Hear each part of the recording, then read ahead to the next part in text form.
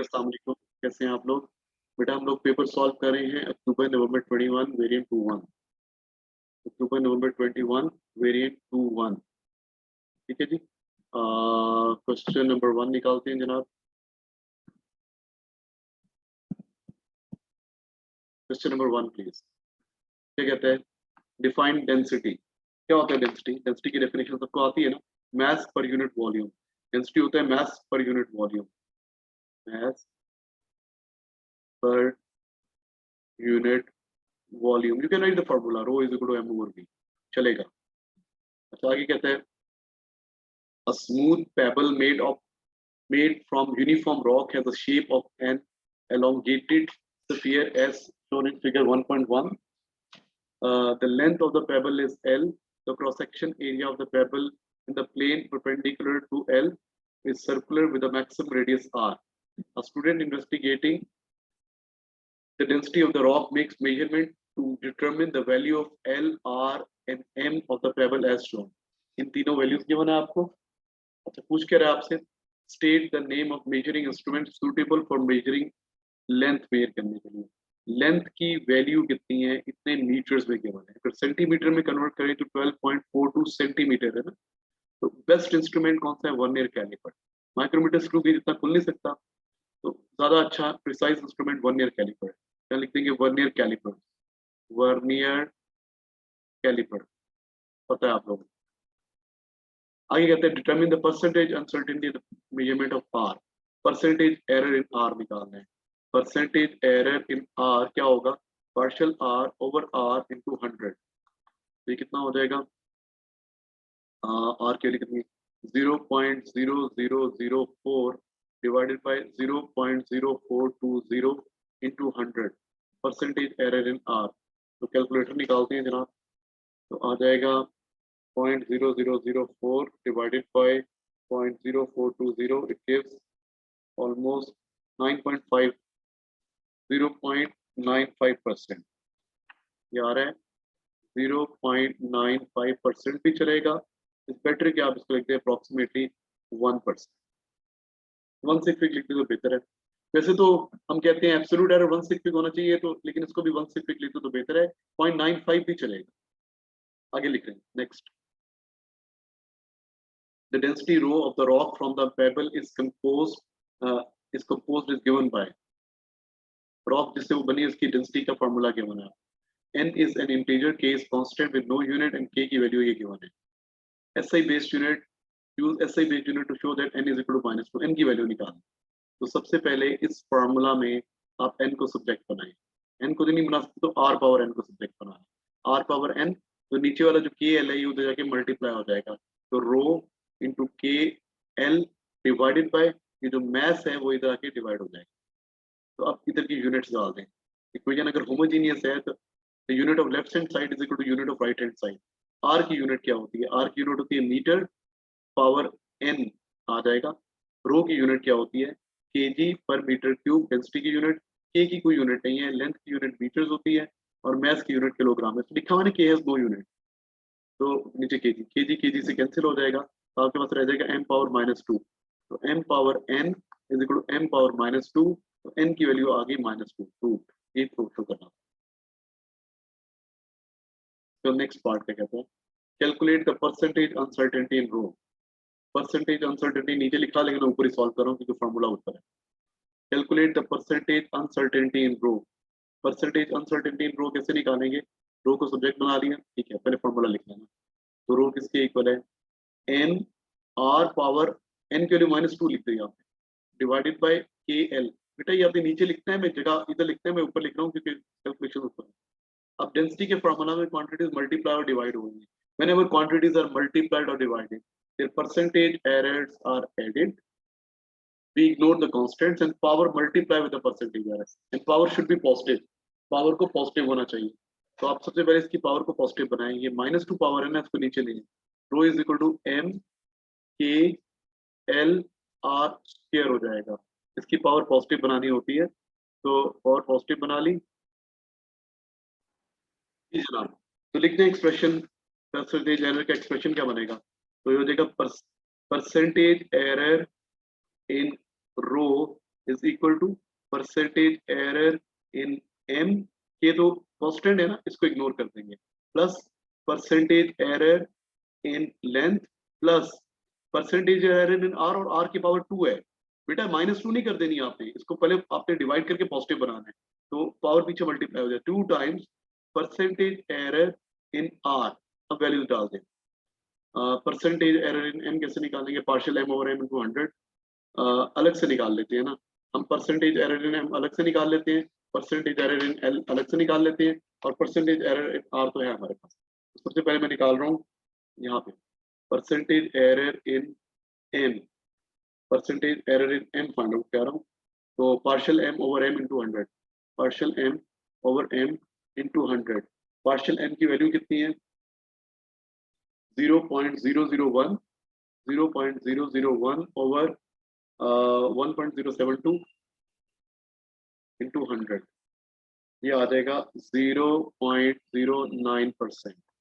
अब मैं निकाल रहा हूँ परसेंटेज एरर इन आर, तो हमारे पास है percentage error in L, partial L over L into 100, 0.0001, 0001 divided by 0.1242 into 100, percentage error in L, ये आ रहा है 0.08%।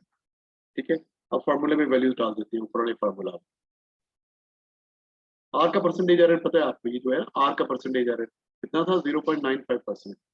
अब वैल्यूज डाल दें, तो percentage error in rho is equal to M में परसेंटेज एरर कितना आया था 0.09% प्लस 0.08% प्लस 2 टाइम्स 0.95%, सब कुछ करने के बाद आ रहा है 2.07%, ऑलमोस्ट 2%। चलेगा, ठीक है जी, फॉर्मूला आता तो कर लेंगे। Determine density with absolute uncertainty, density का फॉर्मूला क्या था, rho is equal to m over k l r power 4, m over k l r square. पहले तो इसकी वैल्यू निकालेंगे, मैथ की वैल्यू कितनी है, मैथ की वैल्यू है जनाब 1.072, मैथ की वैल्यू है 1.072। अच्छा, डिवाइडेड बाय के की वैल्यू थी हमारे पास, के की वैल्यू कितनी थी 2.094, 094 इंटू लेंथ की वैल्यू कितनी थी 0.1242 इंटू आर स्क्वायर, आर की वैल्यू कितनी है 0.0420 स्क्वायर। सब कुछ करने के बाद आंसर आ रहा है 2337 kg पर मीटर क्यूब, डेंसिटी की वैल्यू ये आ गई। अब मुझे इसकी एब्सोल्यूट एरर निकालना है, रो तो आ गया ना, अब रो तो आ गया, मुझे क्या चाहिए पार्शियल रो चाहिए ना, ये चाहिए, इसकी वैल्यू तो आ गई 2337 प्लस माइनस पार्शियल रो निकालना। अब मुझे पता है पार्शियल रो, अच्छा एप्सिल इसका परसेंटेज एरर पता है आपको, फिर तो मुश्किल हो गया ना। तो मुझे पता है परसेंटेज एरर इन रो किसके इक्वल होता है, परसेंटेज एरर इन रो किसके इक्वल होगा, पार्शियल रो ओवर रो इनटू 100, इसकी वैल्यू चाहिए, इसको सब्जेक्ट बनाना है। तो पार्शियल रो बेसिकली इस वैल्यू का 2.1% ये परसेंट नहीं, तो ये हो जाएगा परसेंटेज एरर इन रो, रो से मल्टीप्लाई हो जाएगा रो और 100 से डिवाइड हो जाएगा। तो बेसिकली आपने इतना परसेंटेज एरर निकाल 2% निकालना है। पार्शियल रो कितना था 2.07, 2.07 ओवर 100 इंटू रो की वैल्यू कितनी थी 2337, ये आंसर कितना आ रहा है, ये आंसर आ रहा है ऑलमोस्ट 49, 1 कर दें तो 50 आ जाएगा, 1 नॉन जीरो डिजिट। अब ये 50s में नियरेस्ट 10 में, तो इस वैल्यू को भी नियरेस्ट 10 तक राउंड ऑफ करो, 2340 आंसर। ठीक है जनाब, हो गया question. Question 2, define momentum, the product of mass and velocity। momentum क्या होता है, the product of mass and velocity लिख देंगे आप। Two balls x and y of equal diameters but different masses Okay, masses different है. Okay, respectively slide towards each other on a frictionless horizontal surface. Okay, दोनों की speed 2.3 है. ये collide करेंगे और bounce back करेंगे ना. The balls have initial speed 2.3 and they collide with each other. Figure 2.2 shows the force on y. Variation with time t, the force y exerted on ball y by x.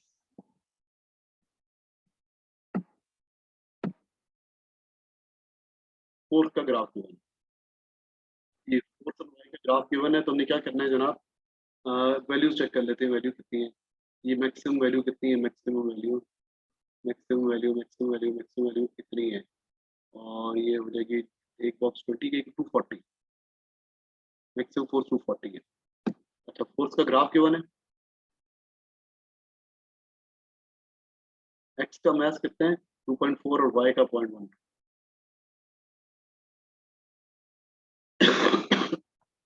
Calculate the kinetic energy of ball x before collision. Ball x की kinetic energy निकालनी है. Kinetic energy is equal to half mv square. Half x का mass कितना है 0.24 into v square. Velocity कितनी है 2.3 का square. सब कुछ करने के बाद आ रहा है 0.63 joules. Kinetic energy आ गई 0.63 joules. The area enclosed by the lines and the time axis represent the change in momentum of y during collision. Determine the magnitude of change in momentum.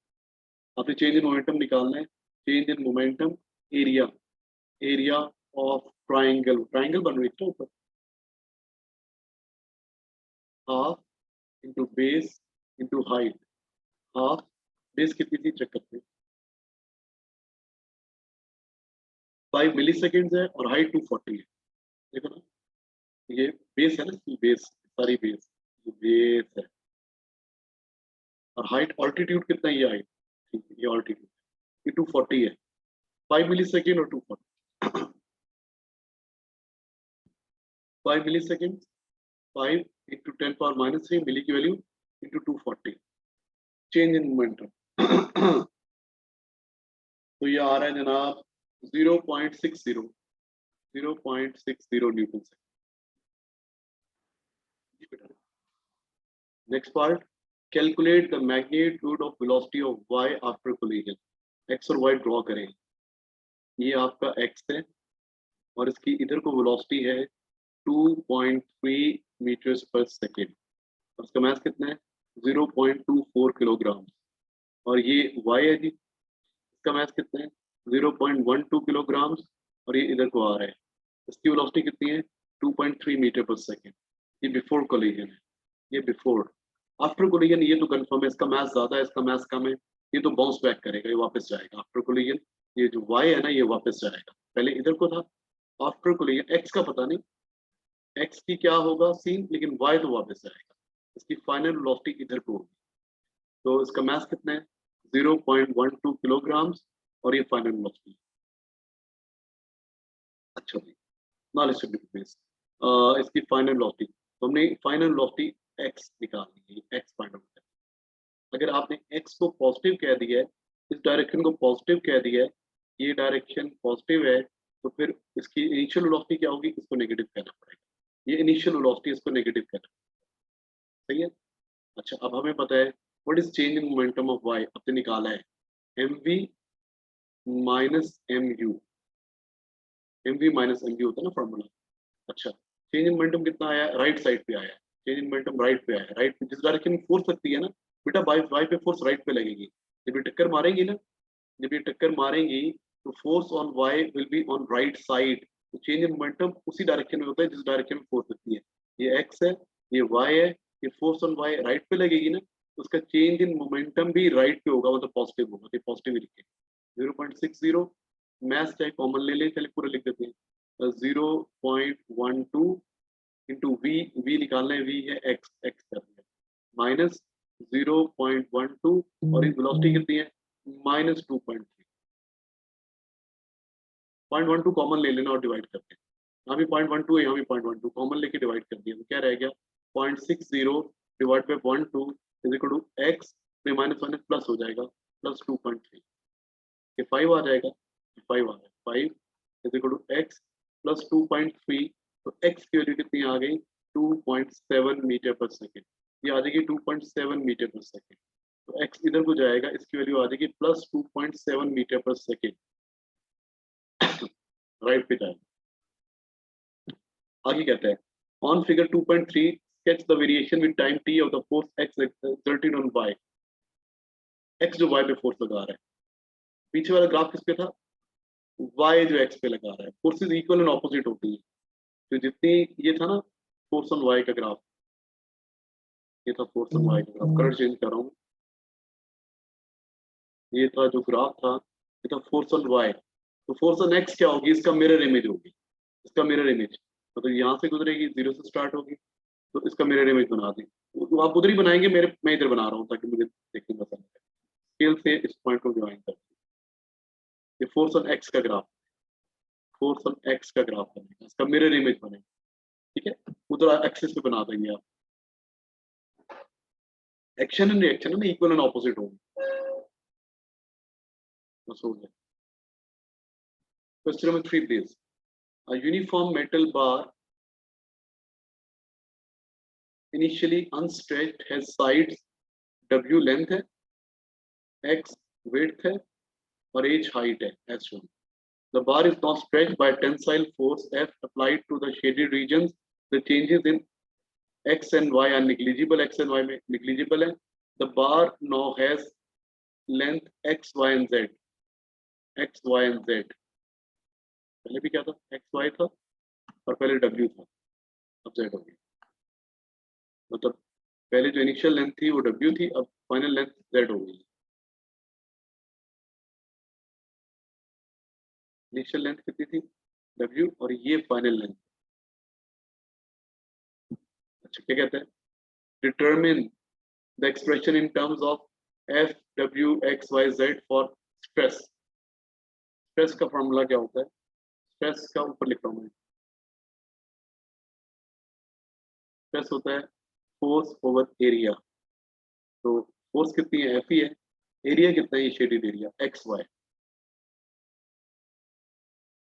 Next होगा strain, strain निकालना है, strain होता है extension over original length. What is extension, पहले W थी अब Z है, तो एक्सटेंशन किसके इक्वल हो जाएगी, Z minus W over original length कितनी थी W, Z minus W over W आ जाएगा. ठीक है, सॉल्व करेंगे भी आपको. अच्छा भी उसके बाद क्या कहते हैं next, young modulus. Young modulus, young modulus क्या होता है, स्ट्रेस ओवर स्ट्रेन. यहाँ पे लिख रहा हूँ कलर चेंज करके, बेटा आपने अपनी आंसर वाली जगह पे लिखना है.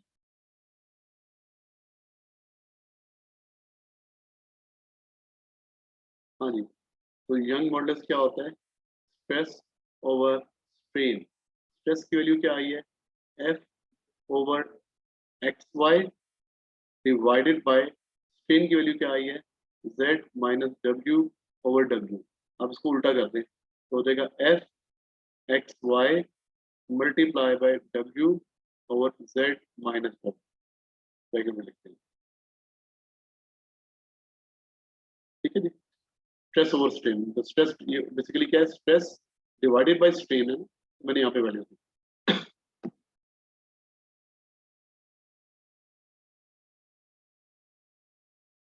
A copper wire is stretched by tensile force that gradually increases from 0 to 280. Okay, ये ग्राफ गिवन है, extension force extension graph given है 280 का. State the maximum extension at which it obeys Hooke's law. Maximum extension at which it obeys Hooke's law. तो आप देखेंगे line straight कहाँ तक है, लाइन स्ट्रेट कहाँ तक है, लाइन स्ट्रेट ये लाइन है ना, स्ट्रेट कहाँ तक है, स्केल रख के चेक करेंगे, ऑलमोस्ट यहाँ तक स्ट्रेट है, यहाँ तक, यहाँ तक. ये वैल्यूज पढ़ रही है, ये वैल्यू क्या बन रही है 2, ये मिलीमीटर है, ये दरम्यान में क्या होगा 1 2 3 4 5 3 होगा ना, ये 2.2 मिलीमीटर, 2.2 मिलीमीटर. 2.2 मिलीमीटर तक लाइन स्ट्रेट है, स्केल रख के चेक कर लेते हैं। Use figure 3.3 to determine the strain energy when the tensile force is 120 Newton. Tensile force is 120 Newton of the strain energy निकाल। Tensile force is 120 Newton. Strain energy निकालना है। तो 120 न्यूटन कहाँ पर है? ये 80 है ना, एक डब्बा 8 के इक्वल है, एक डब्बा 8 के इक्वल है। 120 कहाँ पर होगा? ये 10 डब्बे 80 के इक्वल है। 88, 96, 96, 104, 112, 120 यहाँ पर 80 और 160 के दरम्यान होगा ना 120, यार क्या होगा?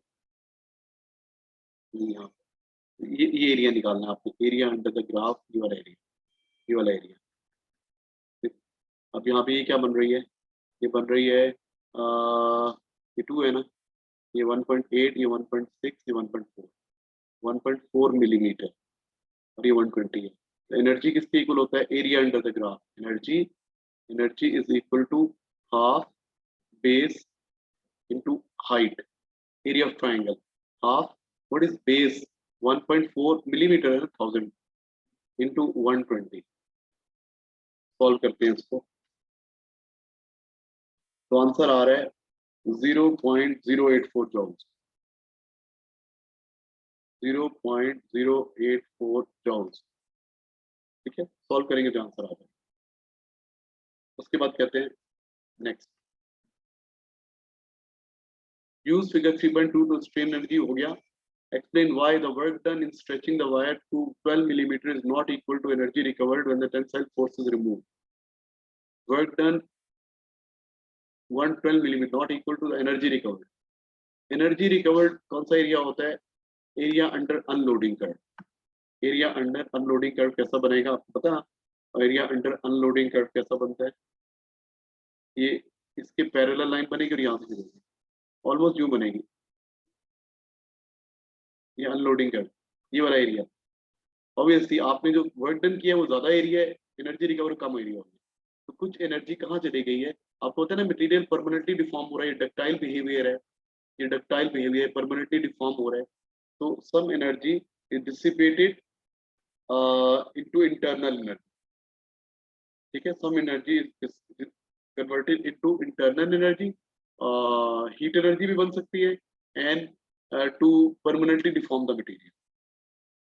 इलास्टिक लिमिट एक्सीड करने के लिए, परमानेंटली डिफॉर्म करने के लिए, प्लास्टिकली डिफॉर्म करने के लिए एनर्जी रिकवर होगी। तो आप ये बता देंगे कि some energy is converted into internal energy, that is energy used to permanently deform the material. इसको परमानेंटली डिफॉर्म करने में और हीट एनर्जी में कन्वर्ट होगी। ठीक है, ये बताऊंगा। Next question, question number 4, by reference to the direction of transfer of energy state, what is meant by longitudinal wave? Longitudinal wave क्या होती है? The waves in which energy, the direction of energy transfer is parallel. The direction of energy transfer is parallel to the oscillations. Oscillations are parallel. Oscillations or displacements are parallel to the direction of energy transfer. आपको आपकी definition क्या होती है जी? Oscillations are parallel to the direction of energy transfer. Oscillations क्या होती है? Parallel होती है the direction of energy transfer. ठीक है जी, लिख लेंगे ना आप। इसके बाद कहते हैं next, a vehicle travels at a constant speed around a wide circular track. It continuously sounds its horn, which emits a single note of frequency 1.2 kilohertz, 1200 hertz. An observer is a large distance away from the track shown in the figure. This is the observer. ठीक है, तो पूछता क्या है? Figure 4.2 shows the variation with velocity with time, variation with time of frequency of sound of the horn that is detected by the observer. The time taken for the wheel to travel front around the track is t. Capital T time period है। Obviously जब इसके करीब आ रही होगी तो इसको frequency जब करीब आ रही होगी, करीब कब आ रही होगी? सेंटर के बनना है इस जगह पे होगी, जब A to B to C इससे करीब आ रही होगी उसको फ्रीक्वेंसी क्या होगी, हायर फील होगी। और जब सी टू डी टू ए दूर जा रही होगी तो उसको लोअर फ्रीक्वेंसी फील होगी। तो क्या कह रहा है ग्राफ की वजह, ठीक है। Explain why the frequency of the sound detected by the observer is sometimes above and sometimes below. तो आप बोलेंगे as the car is moving along a circle, sometimes it is approaching towards the observer, sometimes it is receding back from the observer. So when it approaches, the observed frequency is more than normal, and when it recedes, the above frequency, the observed frequency is less than normal. ठीक है, तो ये बता देंगे कि जब करीब move कर रहा है तो फ्रीक्वेंसी हायर होगी, क्योंकि वो मूव कर रहा है as the source is moving relative to the observer. क्योंकि when relative motion है तो करीब आ रहा है तो हायर फ्रीक्वेंसी होगी, जब दूर जा रहा है तो लोअर फ्रीक्वेंसी होगी। तो इसको लिख देंगे state the name of phenomena, it is Doppler effect. कौन सा इफेक्ट है, Doppler effect, it is Doppler effect.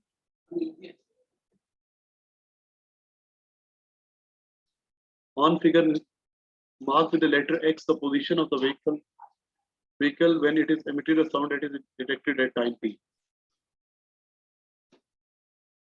When or on figure letter Y the position when it emits a sound detected at 9t/4.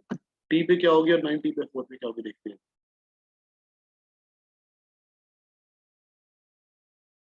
t पे highest frequency और 9t/4 क्या होगा, 9t/4 कितना हो जाएगा 2.25t। 2.25t कितना बनता है, ये हो जाएगा ना 1.5t, 2t, ये हो जाएगा 2.5t, 2.25 के दरमियान में होगा। 1 2 3 4 5, ये है जी 9t/4। इस जगह पर इसको नॉर्मल फ्रीक्वेंसी की, ये हाईएस्ट फ्रीक्वेंसी, हाई फ्रीक्वेंसी है, हाई फ्रीक्वेंसी। तो जब हम और हाईएस्ट फ्रीक्वेंसी, हाई नहीं हाईएस्ट है, मैक्सिमम। मैक्सिमम तब होगा जो उसकी relative motion towards the observer होगी 100% ऑपोजिट, और यहाँ पे तो नॉर्मल फ्रीक्वेंसी फील होगी जब उसके परपेंडिकुलर मूव कर रहा होगा। ओके, देखो बेटा ये ऑब्जर्वर है। अच्छा, किस केस में वो डायरेक्टली इसके टुवर्ड्स आ रहा होगा, ऑलमोस्ट यहाँ पे होगा ना, यहाँ पे इसकी डायरेक्शन ऑफ मोशन यहाँ तो टेंजेंट होती है ना, जब इस जगह पर होगा ना, इस जगह पे तो डायरेक्टली ऑब्जर्वर की तरफ आ रहा है, डायरेक्टली टुवर्ड्स आ रहा है, इसकी रिलेटिव स्पीड मैक्सिमम है ऑब्जर्वर की तरफ। तो यहाँ पे ये टी टाइम पे वो यहाँ पर होगा, टी टाइम पे, टी टाइम पे वो यहाँ पर होगा, और जहाँ पे वो उसको मिनिमम फ्रीक्वेंसी फील होगी ना, तो उसकी motion relative to this perpendicular होगी, कि चेंज नहीं हो रही फ्रीक्वेंसी, ना वो करीब आ रहा है ना दूर, वो इस जगह पे होगा, इस जगह पे होगा 9t/4।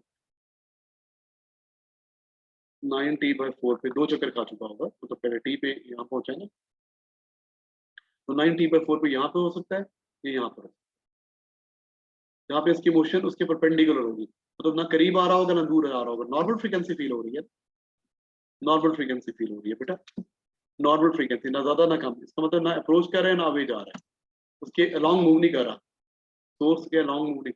और मिनिमम कब फील होगी, जब उससे दूर जा रहा होगा, यहाँ मैक्सिमम दूर, बिल्कुल एग्जैक्टली ऑपोजिट जा रहा होगा, यहाँ पे एफ मिनिमम होगी, यहाँ पे जब होगा तो एफ क्या होगा, मैक्सिमम होगा, और यहाँ पे जो होगा एफ नॉर्मल होगा, ऑब्जर्व फ्रीक्वेंसी एक्चुअल के इक्वल, ये आपको बता देंगे।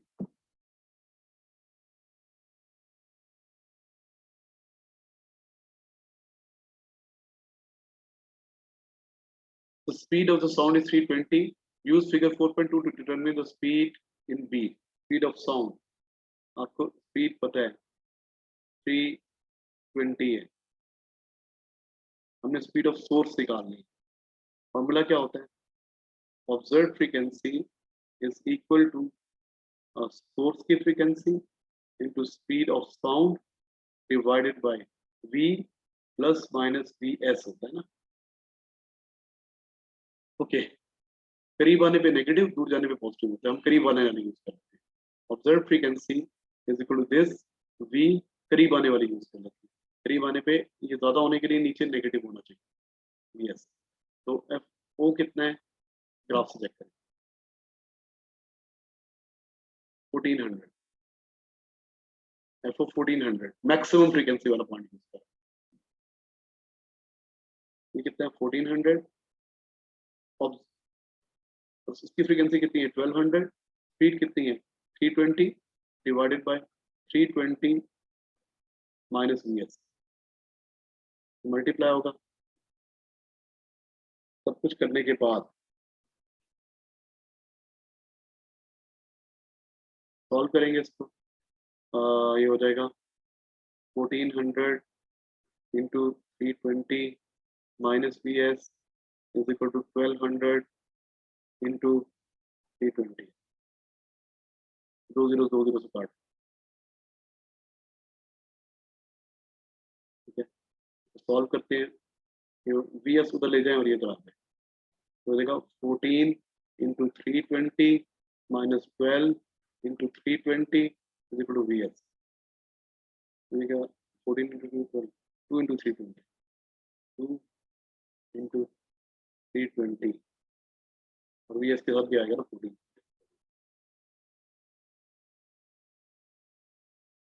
2 इंटू 320 2 इंटू 320 कितना देगा 0 4 6 4 14, तो 14 पे डिवाइड करें इसको,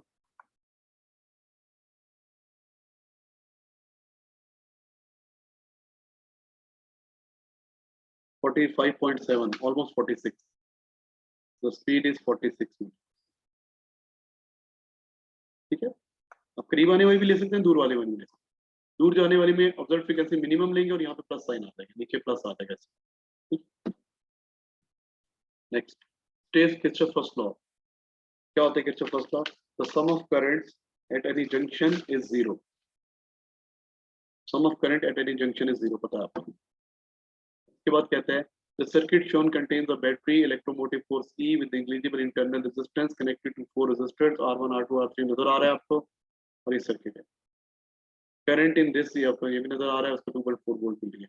show that R is equal to 4 ohms, so that R, what is R, सबकी रेजिस्टेंस R है, सबकी रेजिस्टेंस R की इक्वल, R आपने शो करना है कितना है जनाब, show that R is equal to 4 ohms, okay, R is equal to 4 ohms show करना है। और क्या क्या पता है,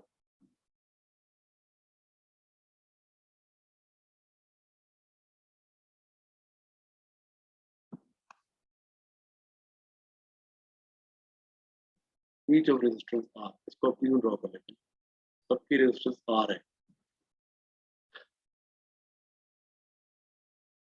तो इक्वल आइडेंटिकल रेजिस्टेंस है,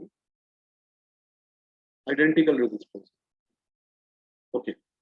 अब आइडेंटिकल रेजिस्टेंस को करने के बहुत सारे तरीके, तो आपको पता है जब यहाँ पे नीचे करंट 0.30 है, तो ये आइडेंटिकल रेजिस्टर, इसके अंदर करंट भी कितना होगा 30 एम्पियर, और नोड पे आके ऐड हो जाएगा।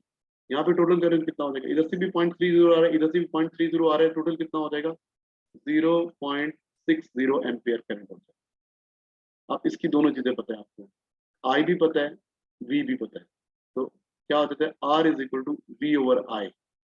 वी कितना है जनाब 2.4 divided by 0.6 is equal to 4 ohm. कैसे मालूम हुआ बेटा, ये रेजिस्टर और ये रेजिस्टर आइडेंटिकल है ना, जब आइडेंटिकल रेजिस्टर है तो जितना ऊपर से करंट जा रहा है ए टू बी, उतना ही नीचे से करंट जाएगा सी टू डी। जब पैरेलल ब्रांचेस में रेजिस्टेंस इक्वल होती है तो करंट भी इक्वल होता है, तो ये 4 ओम था पहला पार्ट हो गया। आगे क्या कहते हैं, determine the EMF of the battery, okay, EMF of the battery. अब सीरीज में इसकी रेजिस्टेंस 4 ओम्स है, इसकी भी रेजिस्टेंस 4 ओम्स है, तो अगर इसको 2.4 मिल रहा है तो उसे भी कितना मिलेगा 2.4। ये बात क्लियर है। अच्छा, इन दोनों के दरमियान टोटल रेजिस्टेंस पैरेलल है ना, तो R/2 है, आधी है टोटल इफेक्टिव रेजिस्टेंस। तो इधर कितनी वोल्टेज मिल रही होगी, क्योंकि आधी रेजिस्टेंस है उनके मुकाबले में आधी वोल्टेज मिल रही है। ये 2.4 है, ये 2.4 है, ये मिलेगी 1.2। बेटा पैरेलल इसको आप ऐसे ड्रॉ करोगे तो आपको समझ में आ जाएगा, तो यूं ड्रॉ कर, देखो एक R है, ये बेसिकली R1 है, और ये R2 और R3 है यूं पैरेलल, और ये R4 है। असल में ये चीज है ना, ये EMF, ये R2 है, ये R3 है, ये R4 है। इसकी रेजिस्टेंस कितनी है? 4 ओम्स। इसकी रेजिस्टेंस कितनी है? 4 ओम्स। इन दोनों की कंबाइंड कितनी है? 2 ओम्स। तो अगर इसको 2.4 मिल रहा है, इसको भी 2.4 मिल रहा है, तो उसको कितना मिलेगा? 1.2। तो इसकी कितनी हो जाएगी? 2.4 प्लस 2.4 प्लस 1.2, ये हो जाएगी 6 वोल्ट। का EMF हो जाएगा 6 वोल्ट। एक अप्रोच। दूसरी अप्रोच ऐसे भी है कि आपको टोटल करंट मालूम है। टोटल करंट जो यहाँ से गुजरा है, ये टोटल करंट है ना, जहाँ पे करंट, टोटल करंट कितना है? 0.6 एम्पियर। टोटल करंट कितना है? 0.6 एम्पियर। टोटल करंट कितना है? 0.6 एम्पियर। अब टोटल रेजिस्टेंस निकाल। टोटल रेजिस्टेंस 4, ये भी, ये वाली 4 और ये वाली 4, ये ऐड हो जाएगी, और इन दोनों की 2 है, तो 4 प्लस 4 8 प्लस 2 10। हमें बताए टोटल रेजिस्टेंस कितनी है? 10 ओम। टोटल रेजिस्टेंस पता है। टोटल करंट पता है आपको 0.6 एम्पियर। तो टोटल वोल्टेज आ जाएगी ना, V is equal to IR, multiply करना है सिंपल। 0.6 मल्टीप्लाई बाय 10, 6 वोल्ट ऐसे भी आता है। मैं ये अभी सब कुछ बिठाता हूँ, बहुत कुछ लिखा गया है इसके ऊपर। अच्छा भी नेक्स्ट, EMF आ गया बैटरी का। The battery is replaced with another battery of the same EMF but with an internal resistance is not negligible. State and explain the change in total power produced by the battery. जब internal resistance not negligible है, तो आपके circuit की total resistance ज्यादा हो जाएगी ना,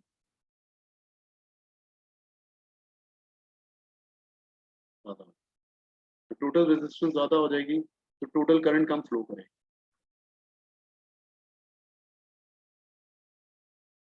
EMF तो कांस्टेंट है। पावर क्या होती है? Power of the battery EMF into current. तो जब करंट कम होगा तो पावर कम होगी, तो क्या कि लेस पावर, लेस पावर, क्योंकि टोटल रेजिस्टेंस बढ़ जाएगी, टोटल कम, करंट कम हो जाएगा, तो EMF तो उतना ही रहेगा ना। तो पावर क्या हो जाएगी बेटा? पावर हो जाएगी लेस। ठीक है, आगे कहता है नेक्स्ट। नेक्स्ट कहते हैं the resistor in circuit be are made of the nichrome wire of radius this much. उसका रेडियस गिवन है आपको। The length of the wire is needed to make each resistor this much. Calculate the resistivity. Resistivity निकालना। Formula क्या होता है? R is equal to rho L over A। Rho निकालना। Rho is equal to R A over L। R the resistor are made of nichrome wire. हर एक की resistance कितनी है? 4। एरिया कितना है? एरिया नहीं पता। एरिया की जगह पाई आर स्क्वायर, मतलब है एरिया किसके इक्वल होता है? पाई आर स्क्वायर लिख देंगे। पाई की वैल्यू 3.14। रेडियस कितना है? 0.240 माइक्रोमीटर। 240 इंटू 10⁻⁻6। आर स्क्वायर है ना, इसका स्क्वायर हो जाएगा ओवर लेंथ। लेंथ कितनी है? 0.67। बेटा एरिया पाई आर स्क्वायर से आ जाएगा, आपको रेडियस गिवन है ना, तो ये आ जाएगा। तो रेजिस्टिविटी सब कुछ करने के बाद रेजिस्टिविटी आ रही है 1.1 into 10⁻⁻6 ohm metre. 1.1 into 10⁻⁻6 ohm metre. Next question, complete the table to show the masses in terms of unified atomic mass and charges in terms of elementary charge. Alpha particle में कितना charge होता है? 2 proton 2 neutron होते हैं ना। Alpha particle ये होता है ना, 2 प्रोटॉन 2 न्यूट्रॉन। तो कितना चार्ज होता है? 2 प्रोटॉन 2 टाइम्स। बीटा पार्टिकल पे प्लस ई से प्लस कर, और नेगेटिव बीटा पे नेगेटिव ई, ये पता ही है। मास अल्फा पार्टिकल पे कितने न्यूक्लियॉन्स हैं? 2 और 2 4 4। बीटा पार्टिकल वैसे तो मुझे पता है 1/1836 होता है। अगर आपको नहीं पता तो आप ये यूज करें।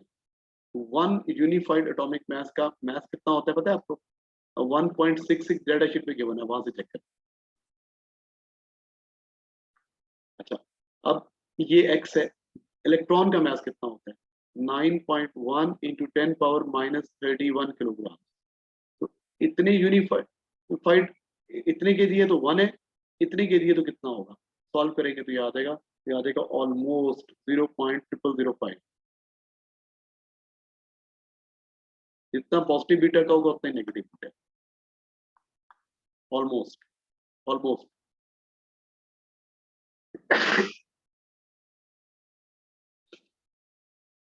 ठीक है जी, 1/1836 या 1/2000 भी लिख सकते हैं आप, तो डायरेक्ट 1/2000 ऑलमोस्ट, ये आ जाए। अच्छा भाई आगे कहते हैं carbon 14 is radioactive and decays by beta emission, nuclei do not contain beta particles, explain the origin of beta particle. तो हमें पता है ड्यूरिंग बीटा एमिशन क्या होता है, a neutron decays into proton plus negative beta particle, the neutron splits, ये बताएं। अच्छा जी, state the change in cork combination, cork combination में क्या होगा, ये हमने ऊपर इक्वेशन लिखी हुई है ना, इसी को सॉल्व कर लेते हैं। बेटा आपको पता है न्यूट्रॉन क्या होते हैं, डी डी यू, प्रोटॉन क्या होता है, you U D plus beta negative और प्लस एंटी न्यूट्रिनो भी निकलता है। तो व्हाट इज कॉर्क कॉम्बिनेशन, यहाँ पे यू यू डी कर लिखिए, यू डी, ये डी यू और ये डी यू कैंसिल हो गया। बेसिकली एक डाउन क्वार्क किस पे चेंज हो रहा है, अप क्वार्क, डाउन एक कम हो जाएगा अप क्वार्क बढ़ जाएगा, डाउन एक कम हो जाएगा अप क्वार्क बढ़ जाएगा, डाउन अप में कन्वर्ट हो जाएगा, ये बताएंगे। Down decreases by 1, up increases by 1, down D decreases by 1,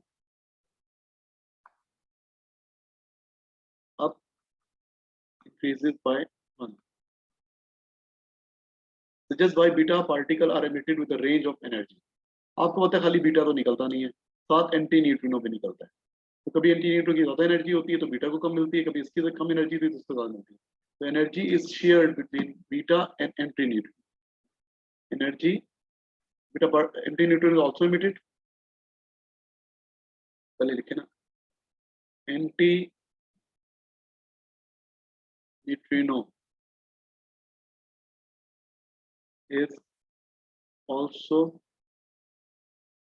emitted, so energy is shared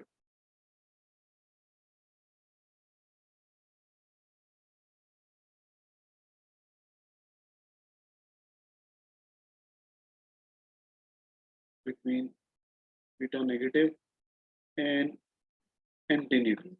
कभी एंटी न्यूट्रिनो के ज्यादा मिलेगी तो बीटा कम होगा, कभी फिक्स एनर्जीज नहीं होती, वो होती है। ठीक है जनाब, प्योर क्वेश्चन और खिदमत साढ़े लाइक खत्म हो गई। तो थैंक यू स्टूडेंट।